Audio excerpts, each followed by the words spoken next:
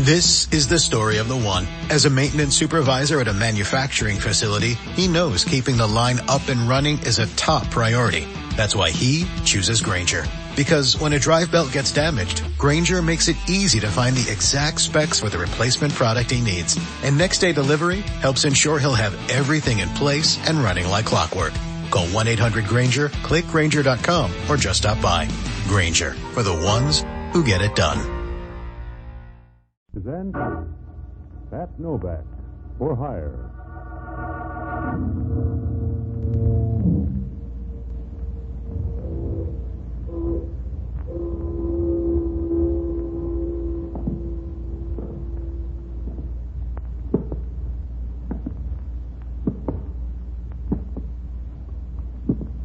Sure, I'm Pat Novak, for hire.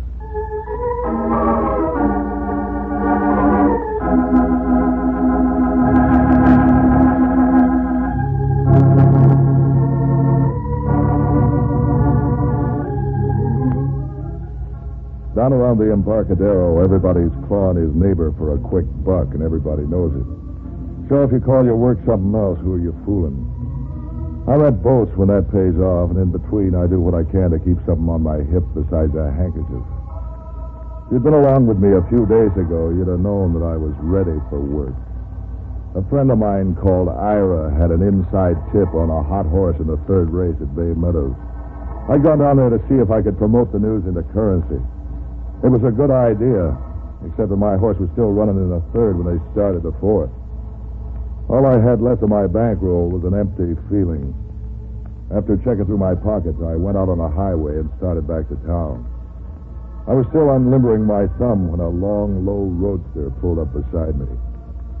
It was a very expensive job, including the driver. She was just about old enough to vote, and if she did, and the candidates weren't blind, they'd have spent all their time on her corner. Is on my way, mister? I'd sure like to be. How do you know which way I'm going? The scenery's good wherever it's located. The shy type. You want me to stammer? No, but you could wait until we're introduced. Will Novak clear the air any? My name's Lydia Reynolds. Novak. Haven't I heard about you somewhere? If you have, you ought to change your friends. Oh, you're sort of a lone wolf detective or something. You got 3 votes there. One of them ought to win. Well, if you're any of those, maybe I could use you. You look like you could afford it. Oh, that's no problem. If money's no problem, you aren't really worrying.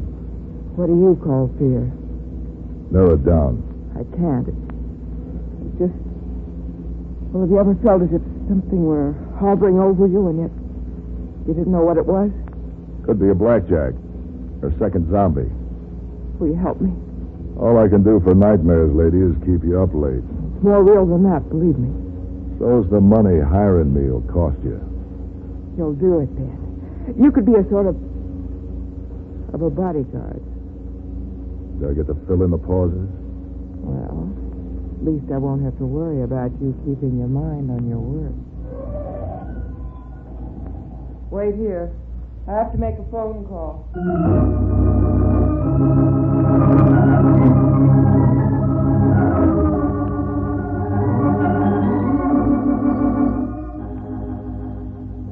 She walked away, and it was smooth and easy to watch, like a bird gliding on a bit of wind. When she got out of sight, I began to think about the hire. I'd heard of rich dames doing crazy things, but this was crowding the record. Nobody hires a watchman to stand off a bad dream. I felt like a guy getting ready to fly with a pair of homemade wings. It could be thrilling. Then what else? The what else began to develop right away. A car pulled up near me with 2 men in it. One of them got out. A big guy with the kind of a face you see in ads for men's swimming trunks, handsome and a little vacant. He came over to the car. He wanted to talk. Got a match, buddy? Yeah. Here.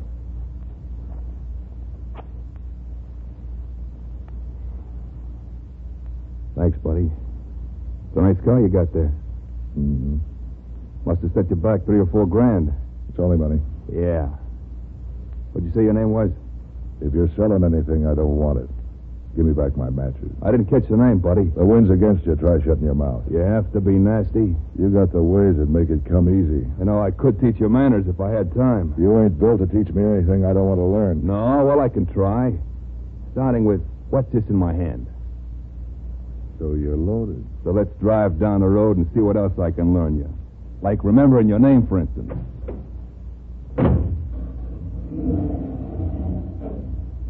Head right into the city. You do know where the city is, don't you? Look, sucker, if you're out to roll me, you grabbed the wrong goose. Don't tell me you're broke. Try the second $5 window down at Bay Meadows. You're broke. And $3,000 worth of auto? That makes about as much sense as stuttering Dan O'Brien. So you bet on the three-legged horse. Let's break it up and forget it. We're coming into town now. I might as well write it out. Besides, this ain't my crate. I thumbed a ride from a dame I was waiting for when you started waving around the artillery. You're telling me her name's Lydia Reynolds. Look, drive up that alley before you get lost. You knucklehead, it's a dead-end street. That's all right. From here on, you're riding on a clock.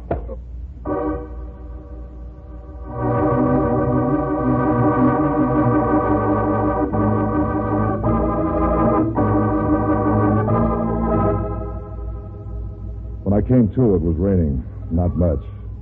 Just a faint drizzle. It felt nice on the back of my neck and my hair. As things came back into focus, I found out I was still behind the wheel. I was leaning like a flower a week after the wedding. My head felt big enough for a size 30 hat. I could count every pulse beat and aches. Didn't get any better when someone started shaking me. A big, rough hand. It had been a gold mine for a rug cleaning outfit. I turned my head enough to see a flock of vest buttons bulging over a belt. Come on, Novak. The show's a turkey. Go away, Hellman. This ain't an apple cart. The act's no good, Novak. You'll never make Broadway. Stop shaking me. What do you think I am, a whiskey sour? Don't worry. You haven't begun to shake. Wait till the judge starts to read the papers at you. You think I stole the car? There's that and so that. They caught up with you. They took you off homicide and put you on a hot car detail. I can see now where insurance rates are going to zoom out of sight. I caught you and the motor's still warm. You couldn't catch a fever in a flu epidemic. And while the body's still warm. You couldn't find your way up an escalator. What'd you say? The body. In the back of the car. And you hammed that act almost as much as you did that fake blackout. She called it a nightmare.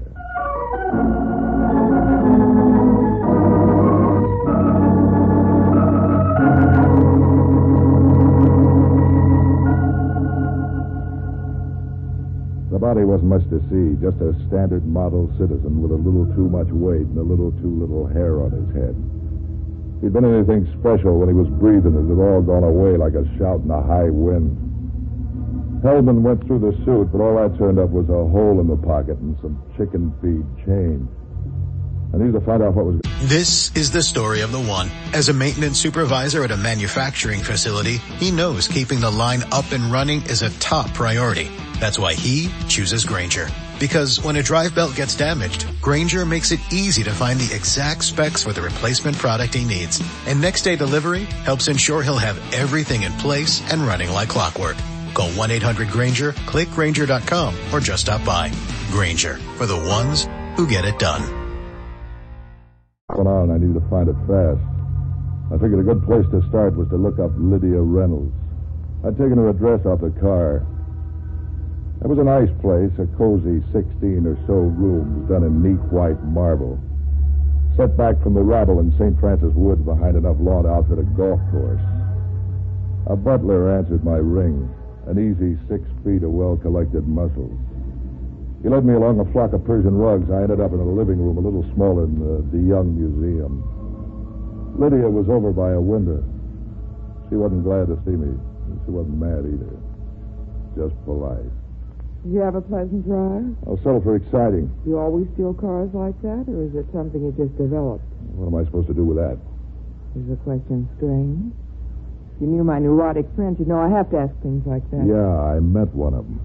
I phoned the police about the car, but I'm glad you changed your mind. Everybody helped, including a friend of yours who held me up, made me drive away, and then slugged me. A friend of mine? He knew you're a tall, handsome citizen with a loud voice and nasty manners. You're describing most of my friends. That doesn't help at all. This one likes jokes. He planted a corpse in the back of the car. You're joking, aren't you? I mean, this really didn't happen. No, all you got to do is explain away my headache. It means those fears I had weren't just my imagination. Then what do you got? That's a good question, my dear. Maybe you ought to think about it. We were talking. Alone. You're forgetting your manners. Am I? Introduce us, Lydia. Mr. Novak, my uncle, Charles Reynolds. And then you'd better go up and rest, don't you think? I want to talk to Mr. Novak. Tomorrow would be better. I'm sure Mr. Novak will excuse you. I'll sit anywhere. It's not my ball game. Charles. Someday, Charles. Excuse me, Patsy. A drink, Mr. Novak? Make it straight. For a change.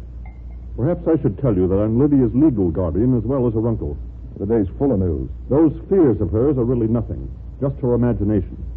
She's a very nervous, high-strung girl. Did you notice? I didn't notice her trying to climb up the walls. Of course, it's not that bad. But I'll admit her imagination gives me trouble now and then. The job's tough, but the pay's good. I'll look after my niece. I hope it hasn't inconvenienced you any. Not so far. She hired me. I'll stick around till she fires me. I'm afraid that's impossible. They used to say that about flying. I told you my niece is highly neurotic. She's not responsible for her acts. I'm willing to pay whatever you think So is necessary. she, so far. I'll leave it that way till she hangs up the phone. You're wrong about that. My niece is not coming down again tonight. You might as well go. Mind if I check that with her? Yes, I do. Are you leaving, or will I have the butler show you out? Never mind the muscles. I'll play your cards, this time at least. This time is the last time. That part is still with her. I tell you I run this establishment. Yeah? I'm beginning to wonder how.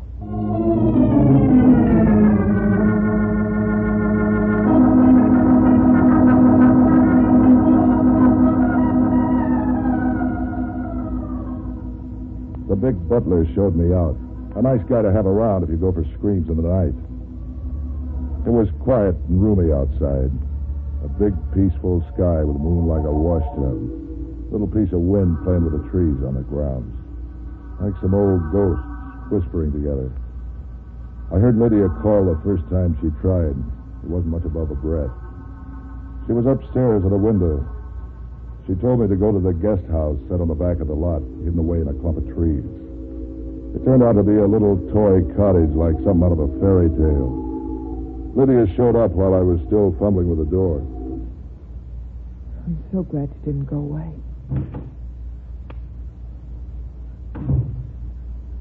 What'd my uncle tell you? Did he send you away? You didn't have to push hard. I was ready to throw in my hand anyway. But I need you. Don't you see I need you now more than ever? I didn't contract to play ducks and drakes with a dead body, a muscle-bound butler, and an uncle who goes around saying goodbye. But that's one of the reasons I need you. My father left me a huge fortune. My uncle's been trying for years to get his hands on it. That gets even better. Next we'll be having poison in the highballs. How do I know how far it'll go? Already he's tried to put me in an asylum. Yeah. He was giving me that nervous talk about you. You'll stay? It's a job for the judge, baby. All right. It's for the judge. And just stay and talk to me. I don't know about that either. Does it sound hard? The last time we talked, someone else finished the sentences with a blackjack. I can make better memories than that. While we're in the files, how come the guy who slugged me knew so much about you? Oh. His name's Post. They call him Two Spots. Do you have to talk about him? I like lights when I'm ice skating.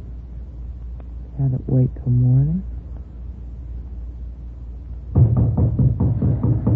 Don't answer. Maybe they'll go away.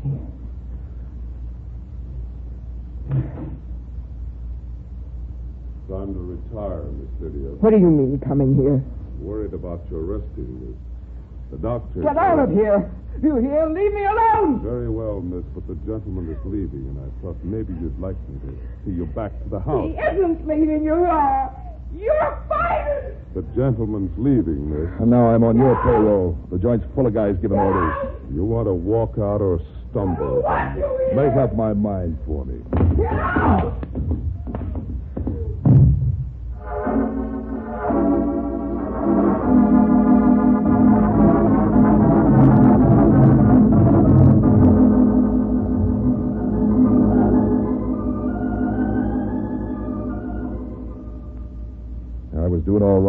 stayed away from him. When he got in close, the show ended and the band went home. When I came to, the bump on my head was matching aches with my jaw. You won that one the hard way, Novak. Are you the prize? What are you talking about? That dead body over there. You must be out for the limit tonight. Oh, help me up. He's the butler. What happened to him? He backed into a knife. It's illegal, you know. Well, the town's full of knives. Anybody could have given it to him. I don't see any crowd around. But you're here, ain't you? Where's the dame? Why did you kill him, Novak? Yeah, of course. But where's the dame? There's something going on around here that I'm not in on. You seem to know all the turns. Open up, and I'm not fooling. You got the story straight, Hellman. After I left you, I came out here to see the dame Lydia Reynolds. We were in here, and the play was beginning to warm up when the butler knocked and tried to throw me out. I took a swing, and he swung harder. You woke me up. The girl must have done it. Oh, Lydia Reynolds? Who do you think I'm talking about? Hetty Lamar? You might as well be, Bub. This way, it's your word against $8 million.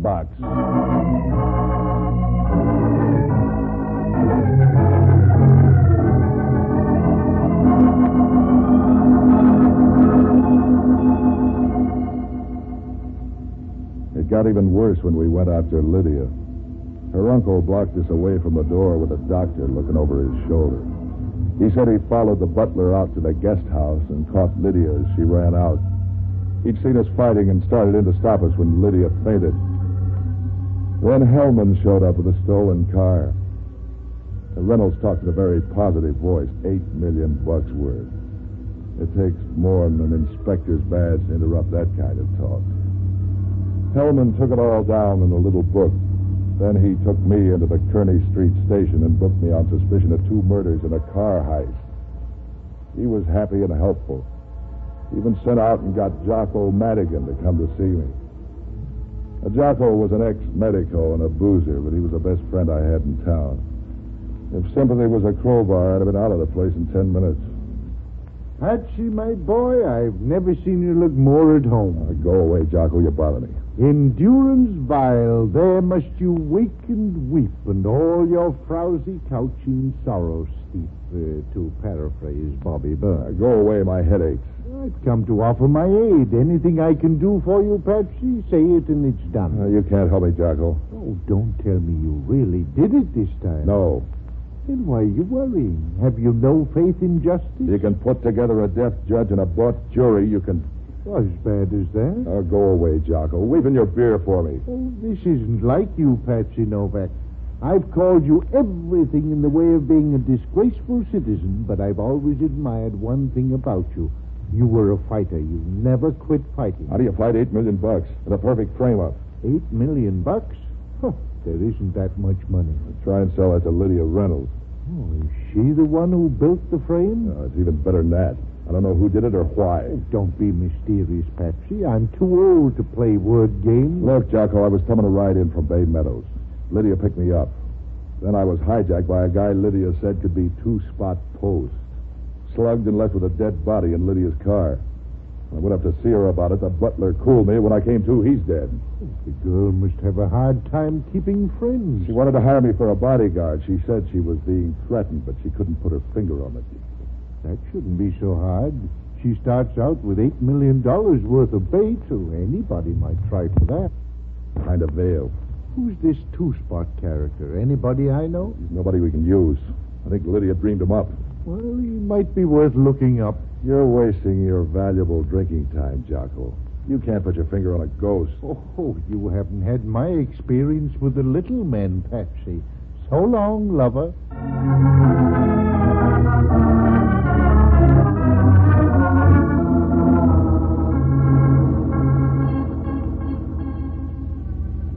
I sat there after Jocko left and tried to put together something I could use to tell my lawyer. I was still thinking it over when the guard came along and opened up my cage. When I got out to the desk, the sergeant told me Lydia had sprung me. She phoned in and said I couldn't have done it. She also fixed bail. I walked out of the place and started down toward Pier 19, but I didn't get far. A car pulled up. It was 2-spot, and he still had his gun. I was tired of arguing, so I got in. How do you like Los Angeles? If I liked it, I'd live there. It'll grow on you. What's a caper post? You got a dream? Spread it out. I got better than a dream, Novak. I got the best racket since Robin Hood. Including dead bodies? They make you nervous? My racket's better than that. I don't need you lousing up the act. Now who's nervous? I won't be long. I'm going to put you on a train full of sanglers and give you $1,000. Stay down there till you spend it. You're full of dreams. Don't spend it too fast, Novak. If you come scampering back here before the month's out, you're liable to wind up looking at the inside of a luggage compartment. Like the private Dick did. Oh, you know the guy, huh? Here's the station. If you have any more questions, ask information. Remember, Novak, if you're tired of breathing, just show your face around town again before New Year's. If I do, you'll be the first to know it.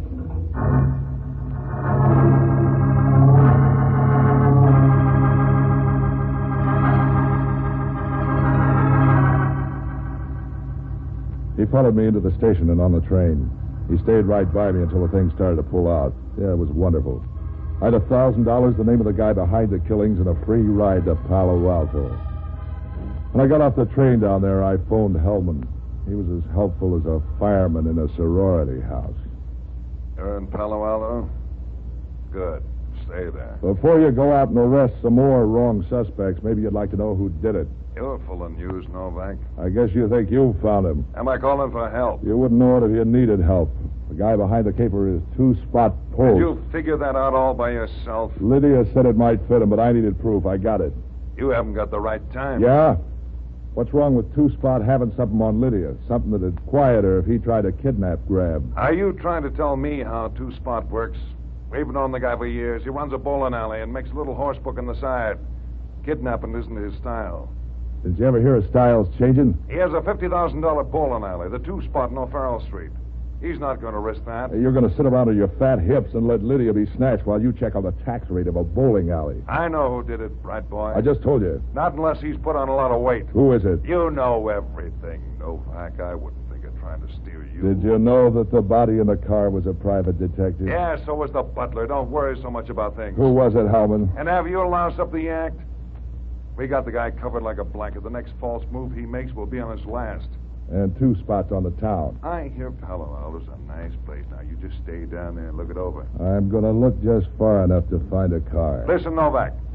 I don't want you to come around putting your big feet in the trap. Now, stay out of this. I'm warning you. You ought to get a refit on your plate, Hellman. That sounded like you said you were warning me.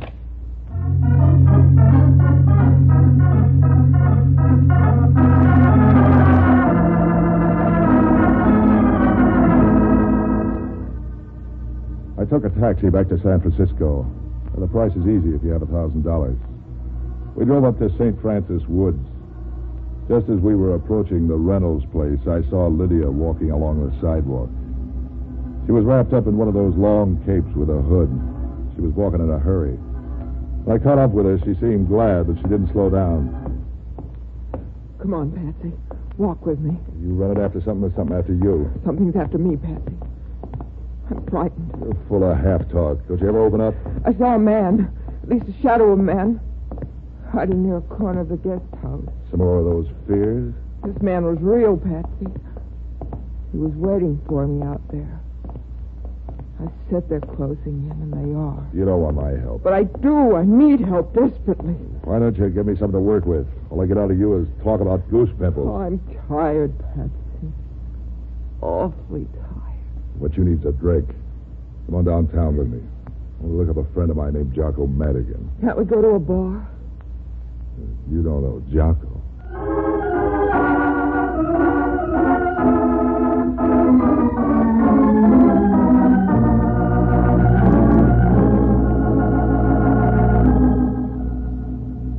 We flagged a taxi and beat around town for a while. I finally located Jocko at a Market Street trap up near the Civic Center. The place ran all the way through to the next street.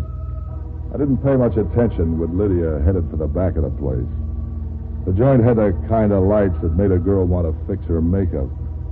I was looking around for Jocko, and it was only by accident that I noticed Lydia walk right past the powder room and out the rear door. I started after her, and I wondered why I should. I figured if that was some more of her half-talk, she could have it all herself. I'd had enough for one day. I turned back to Jocko. In walked a dead duck. I'm out of jail, so you're crying. You're out a girl, too. I saw you watching her leave. She's a restless type. She dropped you like a leaf. Smart Her girl. name's Lydia, the one I told you about. She sprung me out of jail. Oh, I take back the part about her being smart. I had 2-spot post bill for the part. Hellman says I'm crazy. He could be right, you know. Why did you pull down your bets on post? All I had to go on was the fact that he was anxious to keep me out of town for 2 weeks. That could mean something was on the fire. I figured he was doing the cooking. You know, Patsy, I'd like to talk to that Lydia person. There's something fishy in her past. I'd like to know what it is. With $8 million, she could afford to be careless. Oh, this is something special. 2-spot ties into it somehow, and then there's that uncle of hers. Just naming him won't put him in jail. Well, there's a lot of temptation when you have $8 million to manage for a young girl. Think of what you could do if it all became yours. You can't arrest a guy because he's dough hungry. You know, Patsy, a few months ago, Lydia used to run around occasionally with 2-spot. He had a little bowling alley out near her home, and she used to go there. So she needed exercise. Then suddenly 2-spot sells the little place and moves downtown to this super layout of his. Where do you think he got the money? You just said they ran around together. Well, it could be that, but what if it's something else? Is that all you got to work with? Oh, don't be abrupt.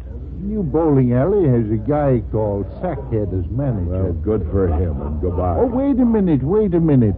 Sackhead used to be a pin boy in the old bowling alley. When he was sober enough to stand up, that is. Now he's manager. There must be a reason. Yeah, that's better. Let's go see Sackhead.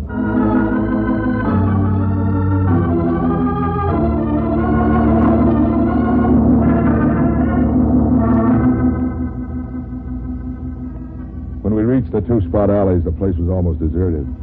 It was too late for the earnest bowlers and too early for the drunks. When I asked the bartender for the manager, he began to gulp air and turn white. I knew I couldn't get anything from him, so I looked around the place till I saw the door marked office. I started that way, but it was a short trip. The bouncer dropped a cigar on the floor and cut across my path fast. Where you going, Bud? I don't need any help. It's private. You can't go in there. I just want to talk to Sackhead. Look that up in your rule book. He don't want to talk. He's out to lunch anyway. Let me find out these things myself. Nobody goes in there, understand? Everybody's throwing up stop signs tonight. I can't win all the time.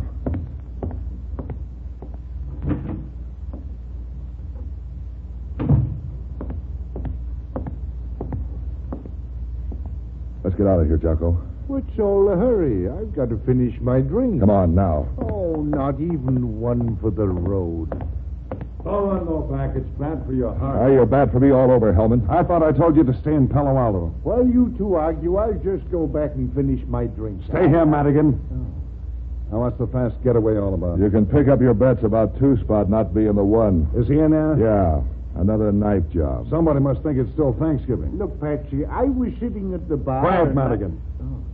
It's going to make it tough on you, Novak. Not any tougher than that bouncer. He saw me go in. If you weren't so busy being a wise guy, I tipped you off the 2-spot was a cold trail. Listen, Patsy. All right, Hellman, come out from behind that veil. You knew who did it all the time. Now name them. What's hard about that? Reynolds, of course. What do you got for proof? Something out of a dream book? We checked up on those detectives who were killed. Reynolds hired them to work up a plan on Lydia. He wanted her jailed on suspicion of murder.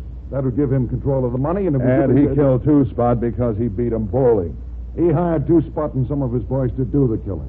If those dicks began to turn up dead, we could get Lydia on circumstantial evidence. It's too bad you two didn't wait a while to be born. They're making a better grade of cement now. Your brains... It adds up pretty good, Jocko. If the killings were only on circumstantial evidence, Lydia wouldn't get the chair. They'd probably give her 20 years, and Uncle could keep all of the family funds. I'm going out now to pick up Reynolds. I'd like to see either of you try and come along.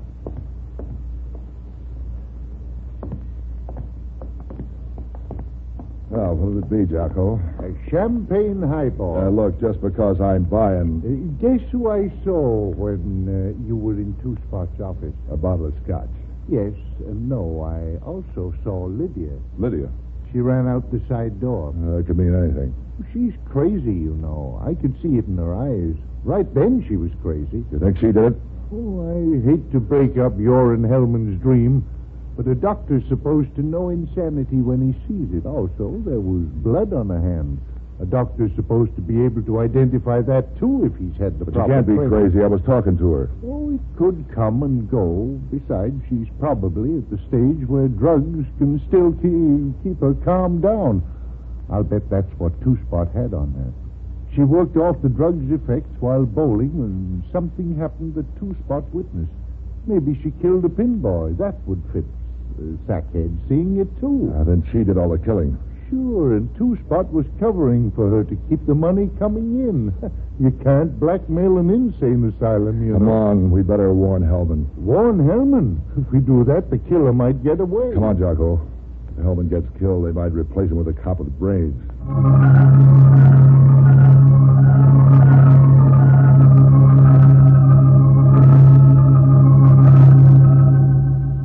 We grabbed a taxi. $10 worth of persuasion made him forget the color of some of the stoplights, and we were out there in no time at all. Even before we were out of the cab, I knew it was too late.